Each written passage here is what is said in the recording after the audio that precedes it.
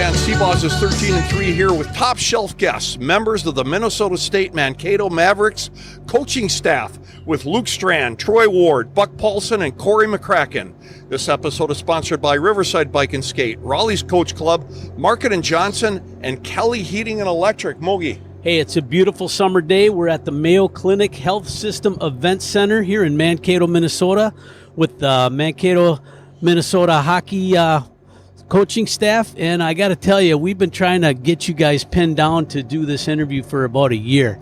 Ever since you guys were named as the coaching staff back in 2023, it's like, okay, guys, let's sit down and talk.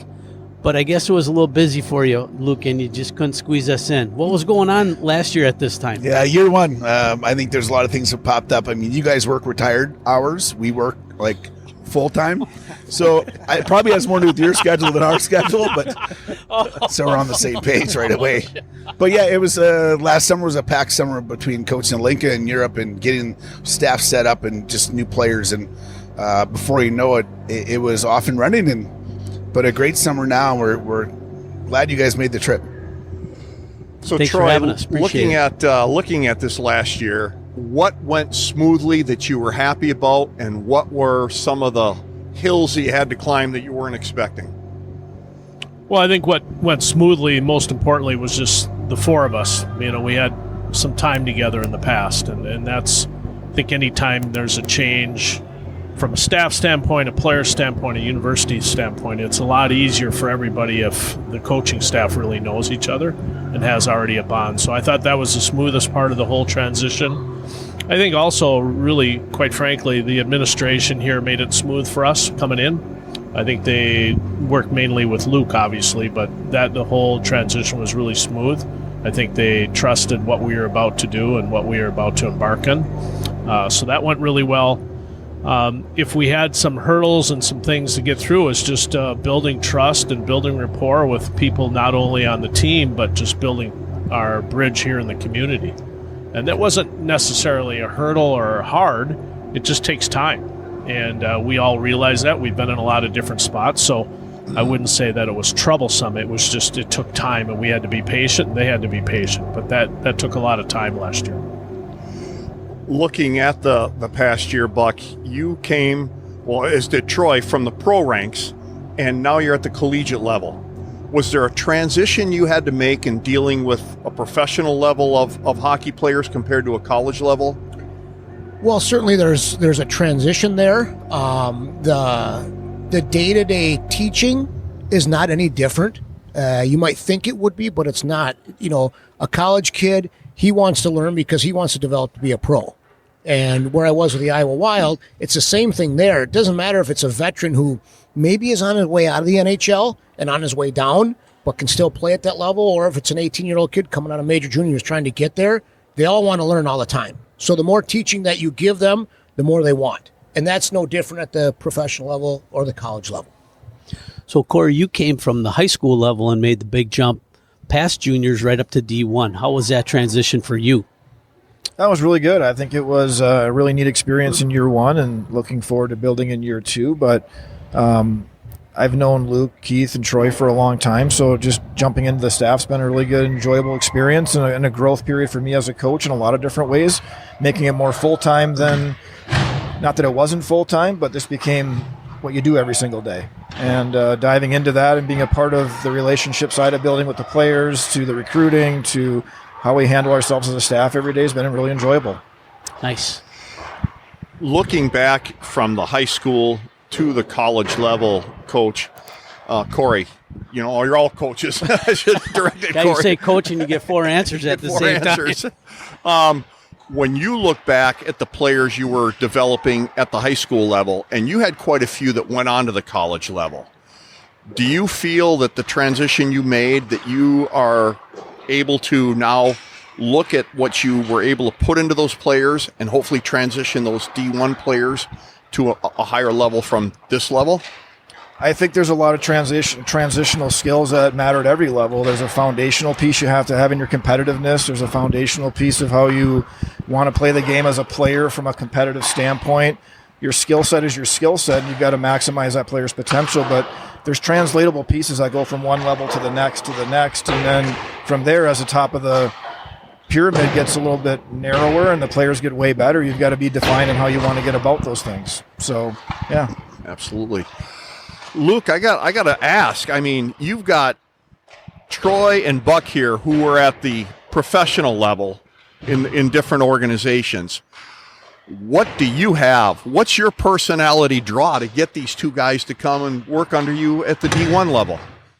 All right, so sorry about that. We had a little technical difficulty with the background music. But anyway, Coach, back to your answer.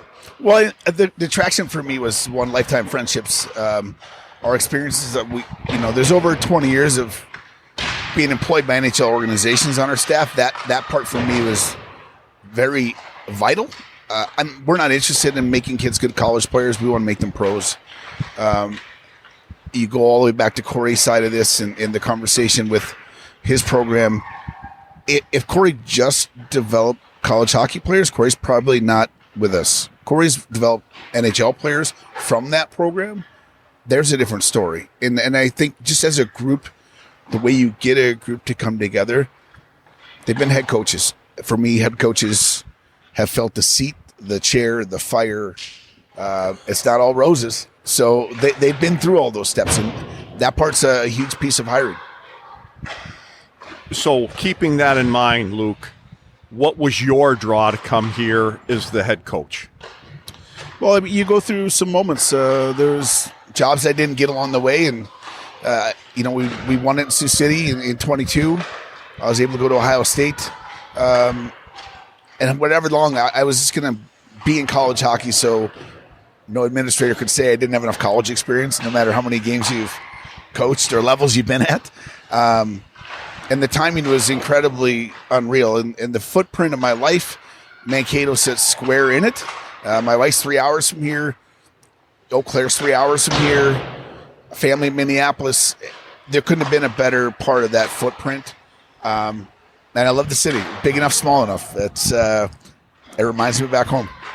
I remember talking with you a little bit after Mike Hastings left Mankato here to go to Wisconsin, and I asked you what you thought the chances were of you getting this job, and you thought for sure Todd Knott would have been the successor to Mike Hastings, but he goes to Wisconsin with Hastings, and the job's open. Yeah, that was, as much interest as you had in the job, you knew that the succession plan was there. When Nutter decided to go, then it was probably all hands on deck. The process went pretty swiftly, and that time now in college hockey between a staff change is critical. It's open season, it's free agency. We felt it. That's how it goes. But you want to get in here and establish what your plan and your vision is, and I think a year later we're on the right track. Nice. Luke chose you three for each have a different aspect that you can bring to this game. So, Buck, what is it that you're bringing? What's your skill set that you're bringing to this team? Well, I think a couple of areas, and a little bit back to what, Luke talked about when you asked about, why us and as a staff. And, Luke and I grew up together about a block from each other. And so that relationship all the way through our childhood years, through, the times we've been away from each other in other areas of life, be it coaching or, whatever it was. I was fortunate enough to be his assistant at Sioux City, which was really my first step, above the high school level. Leaving Rice Lake to go to Sioux City to be with Luke. And so you just develop kind of a niche, I think, when you work with a guy that, has helped and mentored you that long. And, for whatever reason, my time in Sioux City, I got really good at video, and I got really good at opponent pre-scouts and doing individual video with kids. And that kind of carried me to then working with Luke again in Madison in the USHL, and then Troy in Madison, and then really got me the job in pro hockey, quite frankly. And, my time in Iowa was spent basically watching an opponent, to figure out what they're going to do so that I can present to both players and staff, and then working individually with guys and down there. And that's kind of what's transpired here. Okay. It's just, based on where we've all come from, we all have a little different skill set, probably in certain areas. I'd be the first to tell you, of the four of us, I'm the worst recruiter. There's no question. Have I gotten better? Well, I think they would say yeah, but they're like, don't send Keith there. Like, he'll screw this all up. But, we want him committed to us before he goes to totally. see us. But on the flip side, back to your question, I do our pre-scout here, most all of it. And, Luke and I tag team it a bit, but it's mostly on my plate.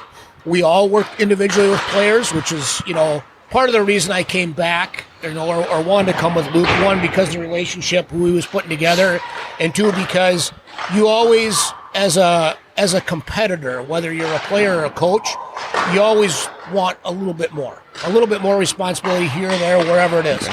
That's no different, for me. And when the opportunity presented itself to come and, be back on the bench, which was something you hope to do at one time in your life, and maybe get a little bit more opportunity in some other areas that I didn't get before. And, but that's kind of where my niche is opponent pre-scout, working individually with guys, namely our defensemen, and then, whatever side of the special teams Luke wants us to do. Troy, he kind of looked at you when he was talking about recruiting. Are you the lead recruiter for this team? And where does Buck fall in that category? 4. Did you not get that the first time? Hey, he made the top 4. He just missed the podium. He's 5. He's 5. It's because there is no 5. Well, I think originally the direction for me was because of my scouting and being a GM in the USHL, was to come in and just kind of head up the recruiting aspect of it. I would say over the course of the year, Cory and I developed that rapport kind of together, honestly. Cory handled last year a lot of things as much as I did. He handled more of the north, up above the border. A little bit I handle more in the U.S., but we kind of tag teamed it. As Keith just mentioned, he came in from pro hockey, so the difference is he just didn't know the pool like Cory and I did. We'd been out with Sioux City the year before, so we knew the pool. So I think we all share in that. Any good staff is going to have all 4 guys recruiting. I just kind of headed it up from an experience standpoint, only from the standpoint that I kind of restarted at Denver at one point and restarted Wisconsin at one point. So I had some experience in those 2 areas about how to start a program to go in a different direction than it was going. Okay. So on a day-to-day, though, like Keith mentioned that he works with the defensemen on ice stuff. What are you working with mainly? Same, a little bit of everybody, but lending my experience wherever I can. But last year was more Keith with the defensemen early. I mean, last year I didn't make a road trip with the team until January. So I missed the first half of the season for the most part with the team on the road. I got some home games in, but Cory and I were gone the bulk of the time last year. Luke and Keith did the bulk of the coaching, at least through Christmas. So I kind of work with everybody as when needed, because it's like Cory last year. When you're gone a lot, you just fit in wherever you can fit in. I mean, you kind of feel your way through the team a little bit and try and add some experience to guys, whether it's on the forward or defensive side, but you just try and do the best you can with the time you have. Sure.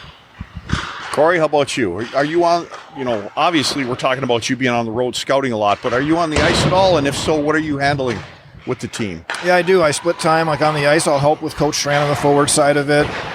When I'm here, I help with Coach on the PK side of things as well, although he takes the majority of it. More on the player development side of things, talking with our players. I think we view ourselves as a staff as more teachers than anything else. So anytime our players have a thought process of coming upstairs and learning and wanting to be engaged in their own development process, all of us take that responsibility on, and I share that piece of it with our group as well. And I spend some time during the day talking with our recruited players and their development plan and their arrival with us and what that looks like in their process. So we wear a bunch of different hats every day, and I think it's a fun experience to be around all these guys. Get a chance to learn something new every day and voice your opinion. So Troy mentioned that you handled the recruiting north of the border. That's a pretty new experience for you. Can you tell us how that came to be and how that worked out for you last year? I think it's just the product of how we decided as a staff things were going to work itself out as we got more comfortable with each other. And you have to be in British Columbia early in the year from an exhibition preseason standpoint. It just worked that I was the one that would allow us to do that with our schedule and early season piece. So it became eyes on in Alberta and BC early on, which gave us a working group of players to kind of track, and then from there, we just kind of stayed with it over the course of the year. But it was a new footprint for me, but it was exciting to see the landscape of players that are transitioning to junior hockey or guys that are mature in junior hockey, ready to transition into college hockey, and it gave us comparables into the USHL and other leagues. Okay. So you're scouting all over, whether it's the USHL, the NAL, Canadian junior hockey. You guys are looking at all aspects. Do you go down as far as high school at all when you're looking? Oh yeah, we're definitely into high school. We're into midget AAA. Yeah, we're down into some young birth years at this point in time. Most programs like ours around the country are usually a couple of years ahead of their current pace. So, we're definitely looking at trying to fill a roster a couple of years down the road, 26, 27, 28.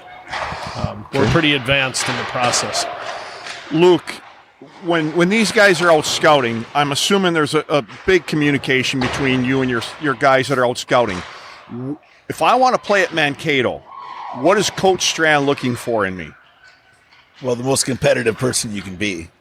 But we want quality people. I would say we're very selfish to the idea that we believe we can help create a hockey player. We need the right person to come in. The Jimmies and the Joes, we need the right people. Those guys got to count. But they're going to have great character. They're going to have hockey sense. But they mostly got to be competitive. We can make them better passers, shooters, scorers. We can do that. We can make them better skaters. I love somebody get some foot speed and do those things. But if your brain's attached to everything, you can play on both sides of the puck with it, without it, and you're competitive, come on in. Well, that's the player we're looking for. Speaking of players to look for, I was reading on X, used to be Twitter, that you just landed a big prospect Wisconsin kid named Sam Capel, and ironically he ended up playing hockey for Coach McCracken over here at Notre Dame. How big of a get is that for Mankato? It is good. It's a young player with a high ceiling. Just played on the Osalinka team.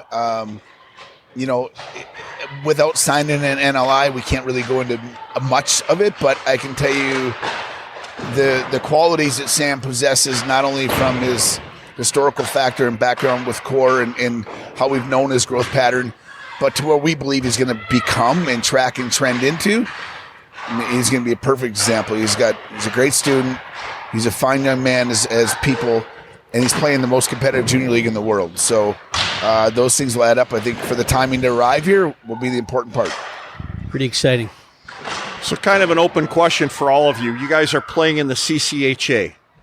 In your minds, how competitive is that conference, and who's your biggest rival? I'd say day-to-day, the competitiveness inside of our conference, as every conference, you sleep, you're going to lose. It doesn't matter the opponent. If you think you can walk in, there is no point night. I think the day-to-day competitiveness, it's a very firm, hard league. And matter of fact, it's probably got some pro attributes as far as how hard it is at the puck, how hard you've got to be with your stick and body posture all over the rink. I know there's other leagues that probably boast to be more skilled and talented. Like they might have first rounders in it. I get it.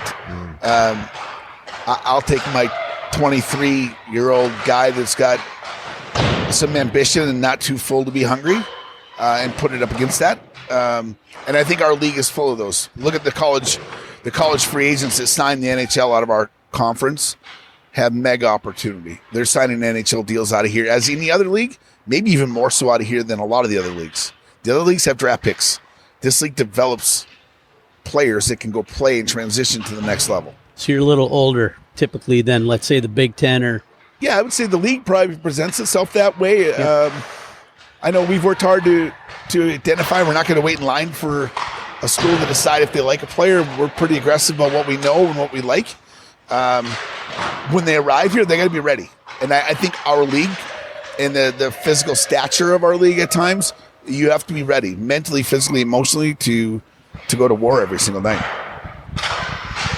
We had the pleasure of seeing you up at Michigan Tech, I think a couple times over the last year. And when you guys are on the ice playing Michigan Tech, it's a frickin' battle. Keeping that in mind, is that your number one competitor in this division or this conference, or who's your biggest rival overall? None of them taste good. I just think it's that way. It's there's no question. The program here that Mike Hastings put in and really brought to the forefront at Minnesota State and put a target on our back for everybody to want to take down in their mind. That being said, I don't know if you end up finding more of a rival than our standard and ourselves, because we know we're going to get the best version of them. Are we ready for it? And obviously, Bemidji becomes a big foe as a conference champion. Tech as a Frozen Four, like this tournament team. Those are going to be instant. Out of their successes, they're rivals, and out of our success here, I think everyone's got a little rivalry for Minnesota State. So you guys are in a game, you're coaching, you're intense, and you hear one of the fans shout out a chirp, and you're doing your best not to snicker because it's just hilarious. What's the best one you've ever heard? You got to have heard something. Or can't you share it on our family show? The PG part of this is going to cost us, I think. Yeah, you know what? It's probably a skippable question. Well, let's I can tell you feed this, off of that question. When we start at Michigan and we're at Ann Arbor, their fans are ruthless, so there'll be plenty of personable things brought to the table. Yeah, you opened there this year, Yes. don't you? Okay, yeah. Okay. Well, feeding off of that, whichever 2 or 3 on the bench, which one of you guys is the most intense, and which one of you guys has to pull that intense guy back? Well, Luke is the most intense. It's not even close. 100%. Yeah. Okay. All right, Coach. Bad wires. My wiring's Bad wiring. All right. So, how do you if you can, how do you control Coach Strand so that you don't get the bench minor or anything like that, or you just kind of let him go? You can just let him go. I mean, one of the things about being a head coach is you have to walk that fine line, and you're trying to establish yourself as a coach within your team, coach within the opponent, coach within the officials. And, that takes time to develop how you want to be and how you want people to feel around your intensity. So you just kind of let that go. Through experience, as a coach, like Luke does, when to reel it back. And, as the game has matured for me, being around it, it used to be more of a coach telling another coach to back off. The game has matured now where players, if they know their coach, their players will tell the coach to back off, and we got this. Okay. That's really the maturation of the game. It really is. Yeah. Because the players that are really good captains, and we have some really good ones here, they'll just be like, hey, Coach, I got him. I'll take that. And that's kind of the change in the game for me.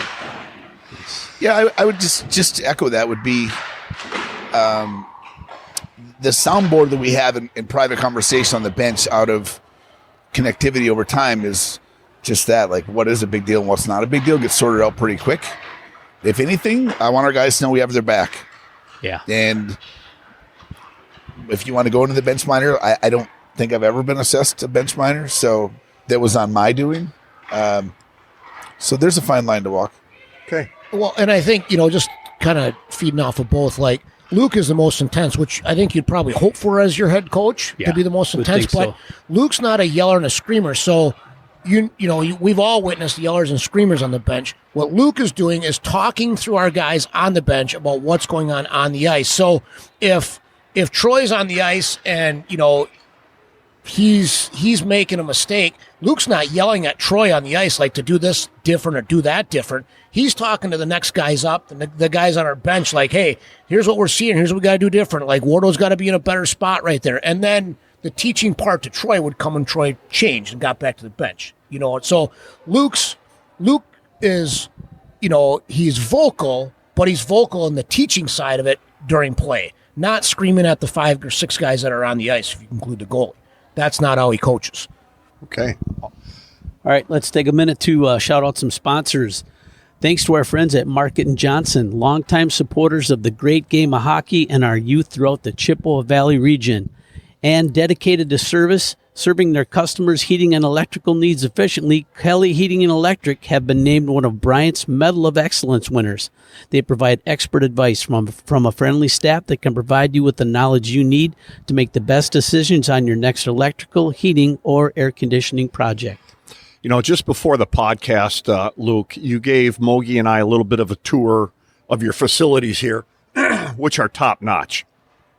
Do you have some specific sponsors or corporations that help you guys, or is this an alumni situation that helps fund this?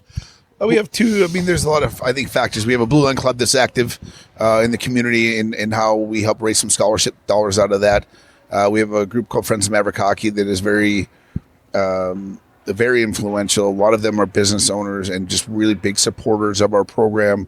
And then we've got the alumni side, and the alumni side has been outstanding. If you go through the traction in the history of the program from Division 3 to 1, I think you find a group of players and alum that are proud of the logo. Doesn't matter the era.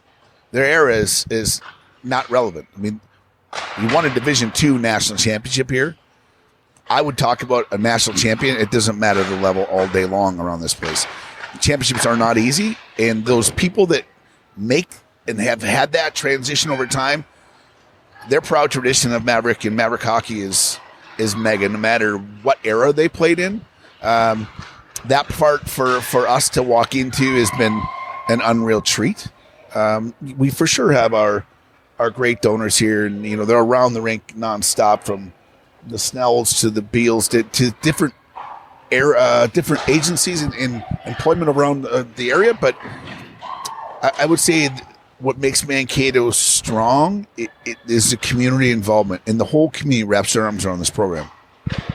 Well, you mentioned that you had a 90+% crowd last year, Yep. even with the break over Christmas. That just goes to show you've got a heck of a fan base. What are your fans like?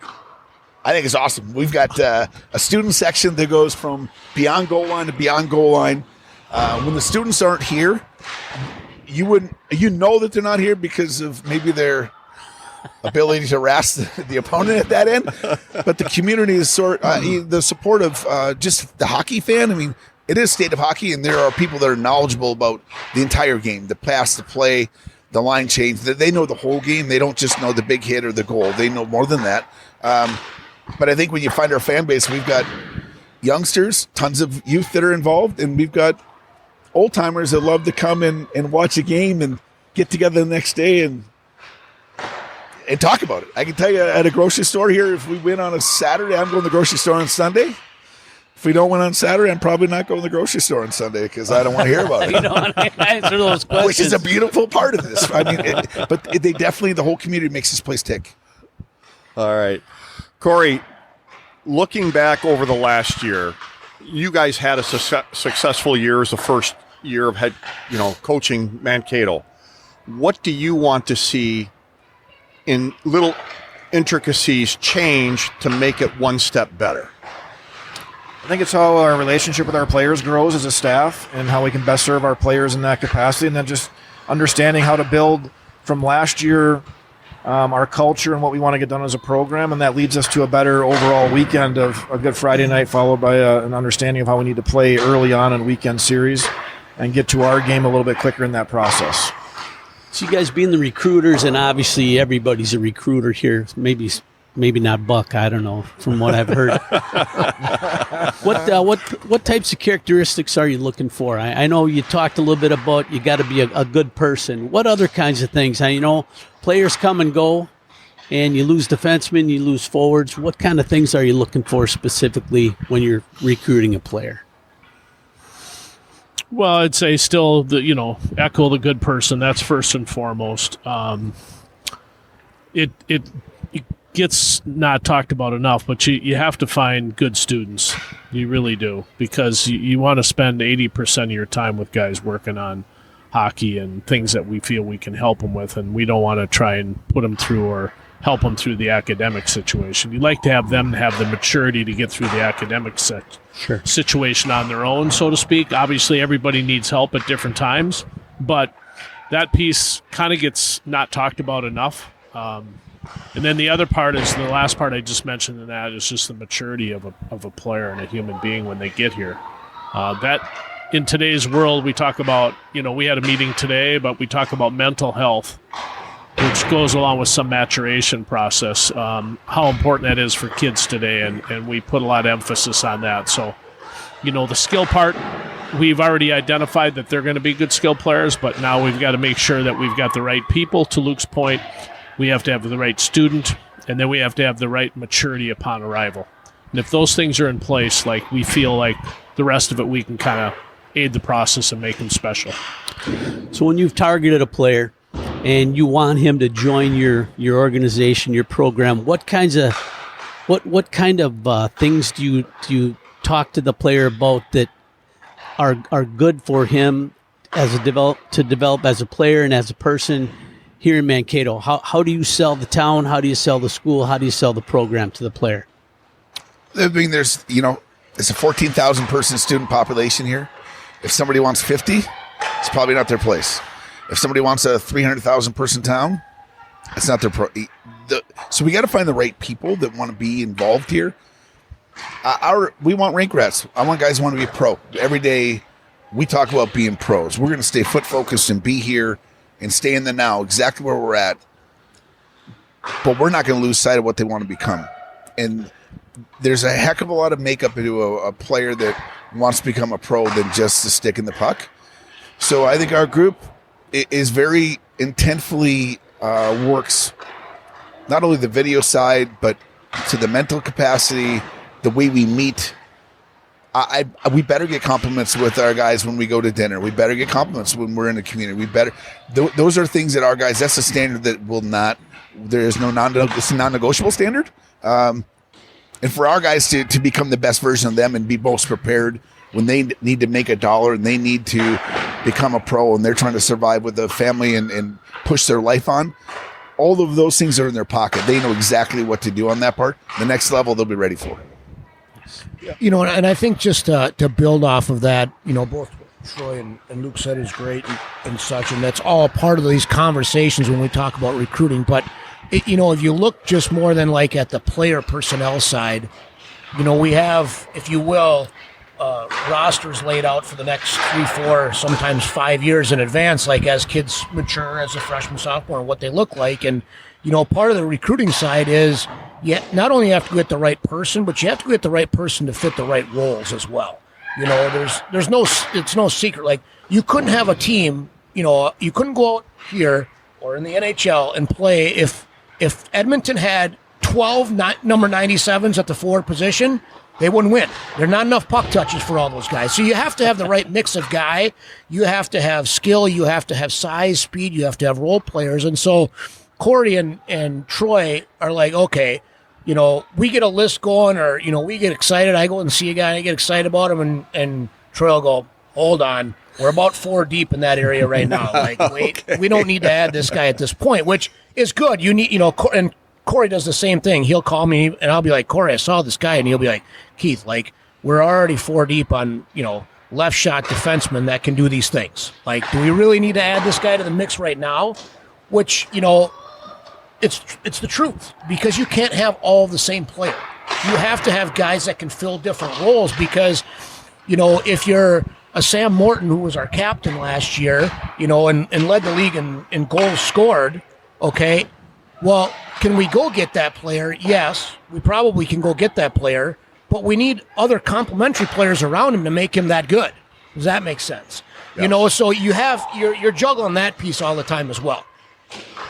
Wow, you guys got it dialed in, that's for sure. Now keeping in mind with that recruiting, how has the nil affected your recruiting abilities or the loss or gain of players? And that's open to anybody. Yeah, I mean, the NIL name, image, likeness for players, college opportunities, hockey's definitely getting in the mainstream of it more and more.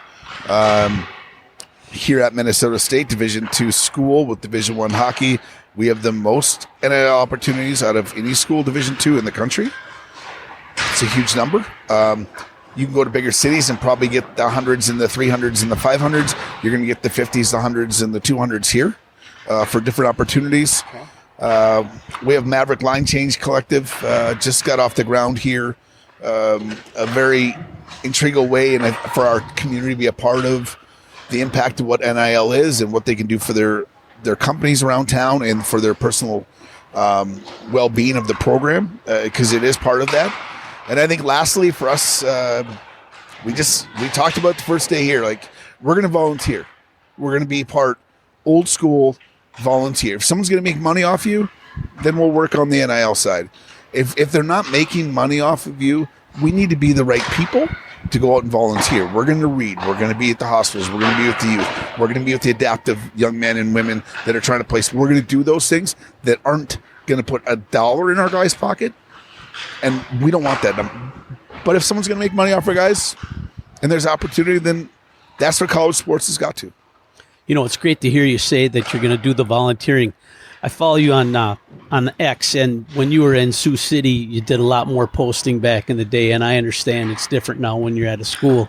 But you were always out with your guys doing something, you know, some community project, some school project, some hospital visit, and it's heartwarming to see that. It's, I think for us, you know, I'm not going to send our guys out to go do it. We're all in this. Like, if they need to see a coach, they need to be around. We've got a responsibility for our guys to make sure that they know the value isn't for us to give them a direction and an address to a place to get to. The value is that they see our faces there and our enthusiasm for their growth as well. Nice. Cory and Troy, do you guys follow players on the portal and look at that for a chance to absorb a player for the Mavericks? And also, do you look at the portal to see which one of your guys might have put their names in it? Well, I would say we're all very aware of the portal based on past relationships. Sometimes that's player relationships, agent-based, maybe a feel for what's going on within our conference or other relationships we have. So we're always a little bit, in today's world, we have to be aware of the portal. It doesn't really, at least it hasn't, if I'm being honest, it hasn't consumed us any time before Christmas in our first year, because it's not really out until, you know, the second half of the year. So we don't really do a lot or project a lot because we don't control it at that point, so we don't put a lot of emphasis on it. Okay. So I would say that we all have a feel for what's potentially could happen in some situations, including our own. Like, we have to be real about our own situation. So I think we're all aware of it, but I don't think I would say that we're active in it at any one time during the year until it actually becomes a public situation. Keep in mind that it has to go through the proper channels before it gets out. So everything's hearsay until it goes through the proper channels within every institution. Okay. Cory, you got anything to add to that, or? I think we're going to be proactive as a group to understand what the portal looks like and how it impacts our program. And that's going to be coach's discretion how we want to use that. And I think from there, it's going to be a staff decision on what the best player, best fit would be to help our program and our culture and our team, if there is one. And then we want to do our best to make sure we retain our players inside of our program and make sure that we don't force players into that situation because of how we've recruited or how we've done things that minimize opportunity for them when they came in and on their arrival. Absolutely. The grass isn't always greener on the other side. No, it's not. Kids We in the recruited portal these guys for a reason. Yeah. And we recruited these guys for a reason. So let's go through their growth and their time. We'd love to keep our arms around as many as we can, but like this year we used the portal a lot to balance some classes out, to give us some longevity, to see 4-year players, to see that we make sure when the next layer of player comes in, they're insulated by enough age, but there's enough opportunity as well. I'm sorry. Go ahead, Mo. Go ahead. Any players that started out last year as maybe questionable about playing time and absolutely surprised you by mid to late season, and you were just like, holy cow, this kid came along? Opportunity takes advantage. I mean, we constantly talk about opportunity, and like, are you going to run through the door, or are you going to be mad that someone else got the first crack at it and be sulky? So I think some guys took advantage of opportunity, and really you're hoping that last year's experiences, expensive meaning that it happened to them, or inexpensive meaning it happened to someone else, they learned from, grew from, and now they're ready for that opportunity this year. And I know there's a lot of talk like how are you going to replace Morton, how are you going to replace Sal, we're going to replace them because guys last year had opportunities, and this year they're going to be able to handle those next moments. Going into this season, have you picked your captains yet? And if so, who are they and why did they get picked as captains? And how do you choose? Do you choose? Do the players choose? Is there dialogue between? We have not chosen our captains. It's for me, it's a mentoring process. For me, it's a leadership process. You got to figure out who's maybe taking the reins, who you can surround them with, it's going to benefit the most, the timing of it. I think for us, our pool is, I want them to be peer leaders, all of them. I don't care if freshman, senior, sophomore, it doesn't matter. If you can lead, you can lead. And our job as mentors and coaches is to teach people how to lead as well. So no one's emerged. I can't say people haven't emerged, but no one's been stamped with it at this point. So the three. Go ahead. All right. I get to throw one in here once in a while, all right? I think JC is trying to go in the portal. I don't know if that's going to work for you. I've seen the big left-hander back there before. I like your size. Let me go from there. Not even close to that guy that came walking through the locker room door, though, when we were in there. You got a big boy came off the ice, wow. Yes. Anyway, so Troy, Buck, and Luke, y'all played hockey at UW Eau Claire, okay? And Troy and Luke coached there as well. So what are some of the lessons that you learned along the way there that have helped you through your journey throughout the rest of your career? Wardo, you should start because you got that thing off the ground in so many ways. I think you just you learn patience. You know, I was trying to learn it at a really young age, but you learn patience. That's what Eau Claire gave me. I think the other thing is, you know, when you're a Division III player, the guys that walk in to try out for a Division III team, whether you're a player or a coach, assistant, or head coach, like back in the Eau Claire days, you better be open-minded because not everybody looks the part. But when you get on the ice at the Division III level, there's some guys that are pretty handy players that have at that time, what I didn't even know what it was, but a separating skill that allowed them to be pretty special at that level. But you wouldn't look at them that way. Where my Division I time, as I went through the business, pretty much everybody who comes in looks like, you know, he's raring to go and he's got all the tools physically and mentally to play. Where at Division III, you learn about patience, being open-minded to when guys are going to fully develop and go through that process. I look back at that time where I grew a lot in that area of just being patient with players and understanding that things take time. You know, I think just Eau Claire was where I decided that this wanted to be a profession, just my time there. You know, I had never, until I was, you know, going to school and playing there, I had never coached at a hockey clinic, you know, and then, you know, between Ian Perrin and Marlon Mueller, you know, they were running clinics and, you know, I was a local kid, so I wasn't going anywhere in the summer, you know, and so I always worked those clinics, and that's where I developed the passion and the love for teaching the game. And, you know, so then you apply that to your daily life as a student athlete, even at that level, at the Division III level. I would never give those days back, but you're like, you know, I'm trying to put the commitment in to become a better student and a better athlete, you know, be it at the Division III level. That's all the better I was. You know, there was a voice of reason in my family. My dad said, "You ain't good enough to play Division I, young man. So you either got this or you move on." You know, where, as you guys know, my sister was a little bit more gifted and did get to play at the Division I level. But that's where I developed a passion for teaching and coaching and knew that, you know, this was the path for me moving forward. And, you know, I went in as a freshman to Eau Claire because, you know, it's fortunate Ian Perrin, you know, gave me the opportunity to come right out of high school and come there. And by my sophomore year, I had changed my major to a teaching major so that I could teach and coach. Oh, you found your path there. Totally. crooked path. No. Crooked.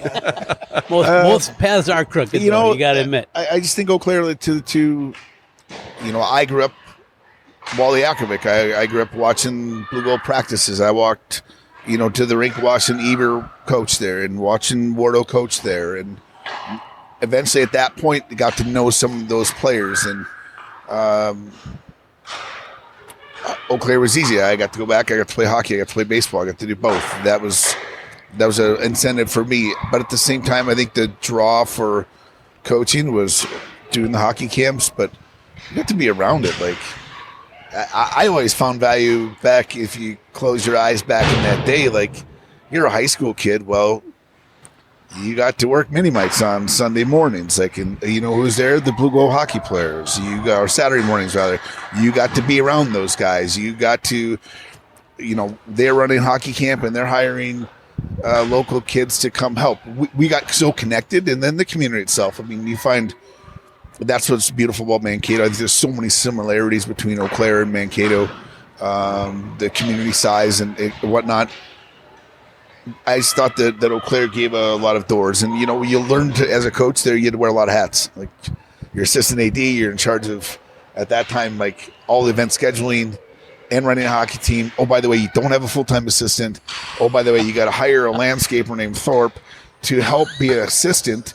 Matty Lone was my assistant, and those guys hadn't coached a lick. So now you're mentoring that side of it, and yet they've got a real job and a regular job, and you're pushing Matty to get his school done, so if you leave, like he can be the next coach. There's just a lot of hats that I think are invaluable to have to go through for the growth. Wow. Can I say this too? Like Keith's point about the passion, like a lot of people don't understand because our world has changed so fast. When Luke talked about the passion too, like you did what you did at UW-Eau Claire as a athlete or as a coach just based on passion alone. To Keith's point, he found it because there wasn't any money. I mean, there just wasn't any money. I mean, I worked for Mike Eves in 1986, and I think he gave me $200. Wow. And the 2 years I was with Wally's assistant, I didn't get a cent. You have to love the game. You have to love the game, and I was assistant for Mark Fraley, and then boom, a couple years later, I'm the head coach, and I'm trying to get. That's when the big money came. Yeah, no, I think maybe Dan Stauber maybe got $500, but we got him a job at the London Square Mall. Bridgman's to bring ice cream home. Oh man! What was Diamond Lounge? That's where he was working. Diamond Lounge, so it was like that's just the way it was, and so you learned. To Keith's point, you learned about you do things for the passion and the ability to affect people, and there wasn't a money attachment to it. And so that you look back at that era, it doesn't seem that long ago, at least to me, but. It is a long time ago, but it's a pretty cool way of looking at your development and your passion for something to do. There's no money attachment. Wow. Okay. All four of you coaching at various levels. Have you ever had the unfortunate time where you've had to talk to a player and tell them it's not working out, it's time to move on? You've got to choose something different because either you're not fitting in here, you're not putting in the effort, your grades suck at whether it's the high school, junior, pro levels. Do you want me to cut you? JC? I don't think I cut a player. I think it happens to themselves. Happens to themselves. Okay. A lot of times when players are going down a wrong path and you're trying to correct. I don't think any coach is out there to trade a player, to cut a player. We're out there. If you're going to make our group better, probably not getting rid of either is my assumption. That direction. It's the worst part about coaching. It's the most reality part about coaching. And for whatever timing manner that happens, there's going to be one guy at the other end of the table who maybe enjoys it more than some others around here. But the truth will set itself free a little bit when you come to those conversations. And sometimes they're going to be a great player, just at a different place and at a different time. Or they could have been a great player for you the time before, the time after. Those are not easy ones. Cory, Troy? Buck? I think we all have stories, but I think as we've matured as coaches, at one point we probably want to lay the hammer down on situations like that. I think we've learned to mature and understand the situation, and if it's the player brought themselves into that world, help them through it if you can. If you can't, you got to move on and go a different direction. But I think we've all matured and understand some of those personal side of the game now matters, and the human relation side of the game matters in that piece. Yeah, I just think it's a little bit of your own personality. To Coach's point, a lot of situations arise, and your job is to facilitate the end result. But Luke's fun side of his point, like I had a dad that was a coach, so I grew up in many meetings as a young man where my dad was doing something with a player, and back in the 70s, early 70s, you were just a part of it. It's not uncommon, so I was always taught to embrace it. And my dad just felt that was the best way. Like, you have to embrace doing difficult things with athletes, and the better you are at embracing it and surrounding yourself with a certain level of how you execute that situation, if you feel good about it and you feel like you've done the due diligence, then the way you come across in that situation will benefit you for years to come with that relationship. So I've always I wouldn't say enjoyed it, but I've tried to take my dad's experiences and what he taught me to just try and embrace it and do it really with some dignity and some class, but feel good about it and not feel bad about it. Anything from you, Buck, on that? You're always a part of it, and being with Luke in Sioux City and Madison and Troy and Madison, you sit in on some of those meetings, and the one thing I learned is by watching those guys, because they were the head coaches, they essentially have to make the cut or send the kid on or move them on, whatever it is, and it's just, can you just be, to Troy's point, to a degree of what his dad taught him, just be honest with somebody. And, Troy kind of defined it for me best one year. He's like, Keith, honesty is just clarity and hope. Provide him with some clarity and provide him with hope, and that's as honest as you can be with them. And maybe to Troy's learning from his father, that's where he got it from. Like, you're doing that individual a favor at that point. Okay. Yes, maybe in the immediate time, it's not fun. It's not fun for anybody. It's a difficult time. But if you were just brutally honest with them and didn't leave it gray, and you gave them clarity on things, here's the why, and you gave them some hope on what's coming, that's really the best you can do for them. And it's kind of what I've taken with me, whether it's coaching college, even guys at pro. I mean, there's guys get called up and sent down all the time, or guys don't get a contract, and I still keep in touch with guys that I had at Iowa that maybe aren't in the game anymore, because their time had just come. And, you just try to do what these guys have done, and just be, provide clarity and some hope for them that, there are better days ahead, whether you think it at that point or not. Right. See, I could send you down to the minors. Which would happen immediately. I would keep sleeper. Oh, I would maybe move you and Pat along. For our listeners, he's talking about old-time hockey of guys that Luke and I know and played with over the years, and he's chirping me hard now. I mean, you might have come to the end of your contract. How about that? All right, so let's talk about Coach Strand's career a little bit here. So you finished up in Eau Claire, and you had an opportunity to play some professional hockey. And evidently there was a situation down in Muskegon that the guy evidently took your helmet off and was whacking you over the head with it. So can you tell us about, did this really happen, or is this yeah, it was in Quad Cities. But I would tell you this, so let's rewind this. Pro was minor pro, okay? You worked for a living, and whatever raise you get was probably out of your durability and consistency to be able to play. Mine was not to fill the net. Mine was probably to play the right way, play harder than people were comfortable with. The gentleman you're talking about was Kerry Toporowski. There's a PIM category with carry this pretty long, but maybe different than nowadays players. The reason he took my helmet off and did beat me, I had a broken jaw. I had a broken jaw mask. That was what he was hitting, that's holding on to. Fighting with a broken jaw. That's a whole different ballgame. It changes things Yes, it perspective-wise. does. Yes. When you're eating your meals through a blender with a syringe. But Hot still beef playing. from Ray's in a blender. I witnessed it. Through a straw.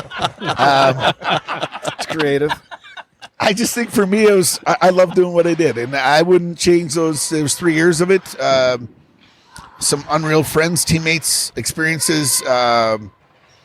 It's funny now to look back and see guys that you played with or against that are doing different things, and I'm in this coaching business, and their comment will be, I thought you'd be a coach, or I'm glad you survived some of those moments to become a coach, because it was just your job. I mean, I loved it. That was part of what I enjoyed in doing. They were never smaller than me, I can tell you that. But so I don't know if I fought them or I held on and they fought me, one of the two. Whatever it was, you stood your ground. It was part of the deal. Yeah, I mean, it was. I might have had some bonuses in my contract for things, so it was good. Troy, we're going to ask you a question about a former guest on our podcast by the name of Jake Dowell, who went overseas with you. And apparently you gave him direction to make sure the center of the ice was kept clean. And he did exactly that on a particular play over there where apparently he took a guy out pretty well. Yeah, there's a kind of an imaginary line on the ice that I like to call the money line, and I don't like people to cross it.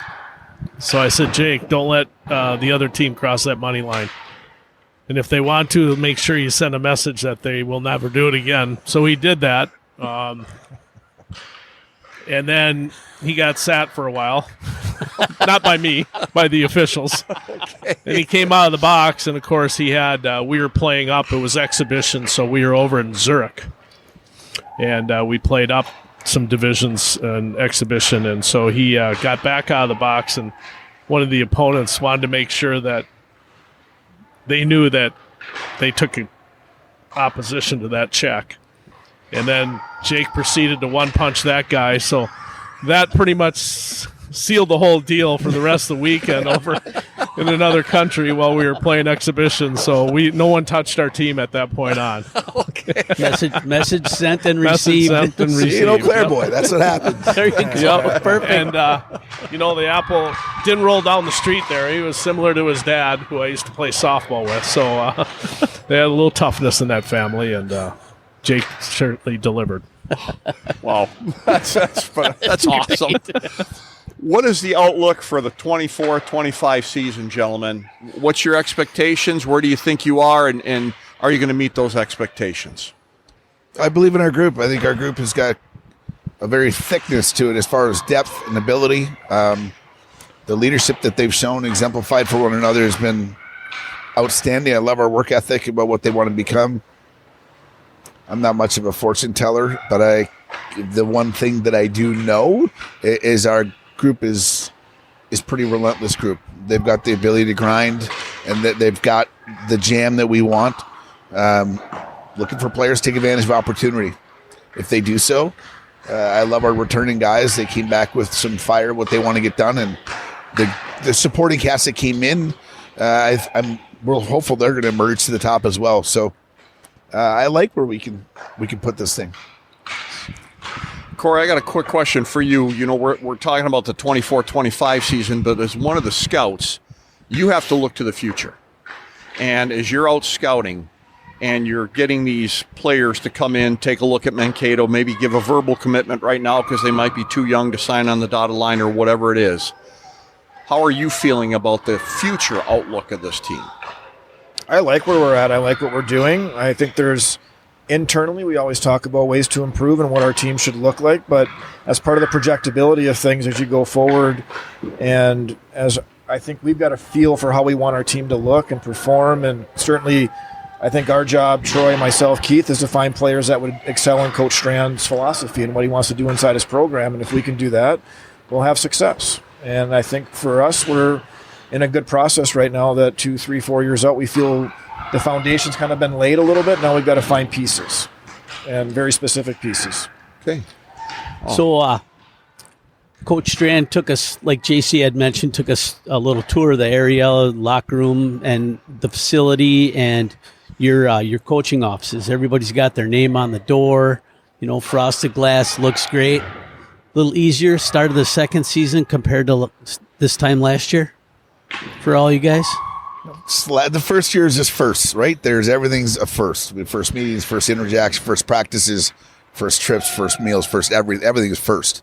I think that for us, for them, is just that we're way further along in that regard. But I would definitely say the continuity that's grown amongst 12 months, amongst the trust in relationship building is big time. Not only as players, but staff for sure. Yeah, I think we'd all agree last year at this time we were probably drinking through a fire hose, but that's to be expected. It's a new staff, there's returning players, there's a couple guys coming in, and, now to Luke's point, you just, when I got here, I guess, being a bit naive, I didn't understand everything else that maybe you have to do as a staff. When I was in Iowa, I had my area. You do video, and you do individual video, and you do preschool. That's your area. We're here, I'm on the education side of things. So, I get here, and we're going to have a kid come in on a recruiting visit, and the girl in compliance is like, hey, you got to get on Front Rush and get this stuff in there. And I'm like, what's Front Rush? So it's things like that. I was like, oh boy, I'm in one now, and to learn the rules on the NCAA side and how it, has to mesh with admissions, because that's a totally different thing. Admissions is one thing, and the NCAA eligibility center is a total different animal. And, those animals don't always talk to each other, don't always like each other. And so you've got to get those to mesh. And that's just part of my role here as well on that side of things. So, now gone through it for a year, I think like Luke said, there's smoother waters out there for us going, getting ready for this season. I got one last question. That is, you guys do some bus trips, particularly to the UP. Are you guys on the bus with the players, or are you flying first class up there and leaving the players back on the buses? Or That's typically when Troy's gone recruiting. Troy hasn't seen the UP.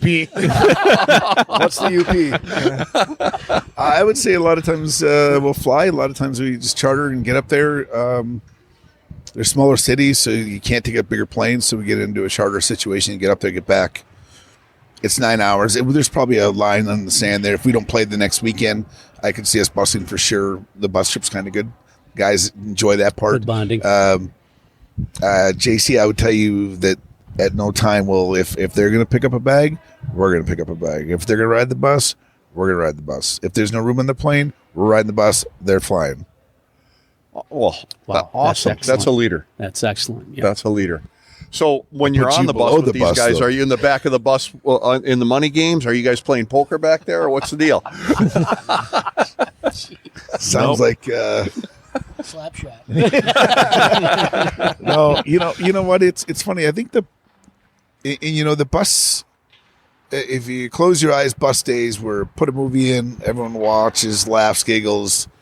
Now they have a lot of their own entertainment systems. There's plenty of guys playing cards and doing their things. I think we find some peace and you get a lot of work done on the bus, actually, because you're up there and it's got Wi-Fi, it's got power, it's got everything you need. So you're getting that thing done, and then at the same time, it's a good quiet time to meet with players, good quiet time to catch them in a really comfortable setting.